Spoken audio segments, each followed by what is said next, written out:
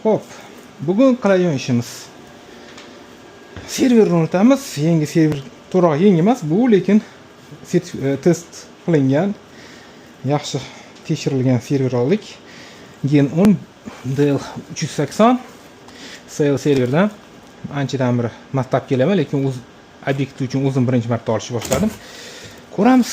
Bunaqa garantiyani 3 yillik garantiya bilan berishadi SL serverdagilar. Reklama bo'lsa ham maqtab qo'y, nomimdan borsanglar kelishtirib berishadi. O'zi bu oldirish shuncha yoqtirmayman, no klientni finansi o'ta taqalib qolganda majbur bo'lamiz. Lekin serverlar maqtashyapti, olgan klient bundan boshqa klientlarga tavsiya qilganman. 1,5-2 yildan muammo ishlayapti. Faqat hartlarni, ikkita hart zapas oldim. Har ehtimol qarashmabdi. Adashmasam raspakovka qilamiz. Sityoviy kartamiz bor.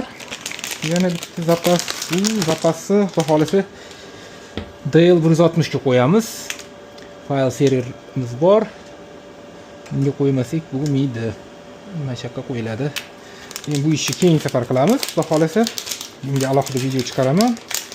Hozir bo'lsa eng asosiy vazifa bu serverni o'rnatib tezroq ishga tushirishimiz, VMware o'rnatishimiz kerak, virtualizatsiya. Ana undan keyin asosiy serverdan yoqqa joy tomonidan yetmayotgan virtualkalarni bunga ko'chirish. Hop, ichini tekshirib olamiz. Yo'lda ham bir aytgandim, har ehtimolga qarshi tekshirib olamiz. Hop, SVP Plus bor bizda ikkita. Kartalar bor, narxlar bor. RAID controller 4 ta ketgan. Hop. Expander shart emas, в принципе, yetadi. Batareyka есть. Operativka ikkita 16 salikdan 4 ta qo'yilgan, ya'ni har bitta protsessor uchun alohida. Ikkitadan yana 32 GB ishlaydi. Keyinchalik ozgina vaqt o'tib, xudo xolasa niyat bor. Bunga общий 64 128 ga chiqaramiz. Resursi ko'p. Va bu serverni xudo xolasa kamida 5 yil ishlatamiz. Bunga 4 yil bo'lyapti. Xudo xolasa tegidiga 3 yil. Tegidiga 3 yil bo'ldi. Bo'ldi. Xudo xolasa ketma-ket buni chiqaramiz, ketaveradi. Odatda server ishlab chiqaruvchilar 5 yil garantiya beradi.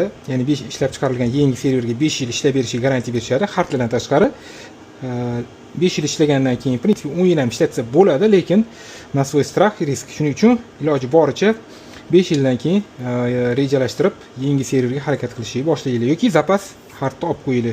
Birinchi o'chirda hartlar ketadi, coolerlar ketishni boshlaydi. Chunki to'xtamasdan 24 soat yilda 365 kun 4 yil 5 yil ishlash oson emas. Boshladik nastroy qilishni. Hop, VMware o'rnatib bo'ldik.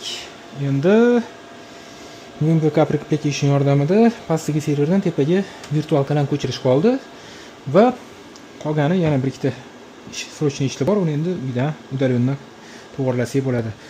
В принципе, video emas, xudo xolasa ish bitdi.